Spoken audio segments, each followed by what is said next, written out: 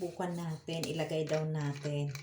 Ito ay clovers, binabad ko siya na magdamag.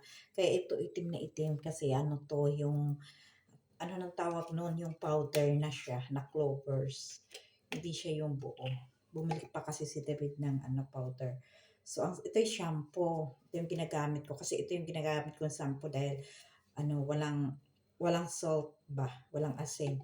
Kasi naglalagas ang buhok ko. So, ilalagay natin. Ilagay daw.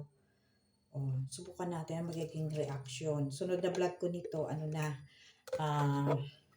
siguro matagal na kasi gusto kong subukan para yung ko, pang-alis daw to ng pang-alis ng mga puti-puti kasi ang dami ko ng puti parami ng parami kahit nagkukulay ako. Ito yung kulay ko nakikipansin ko parang dumadami na dumadami. So, let's try.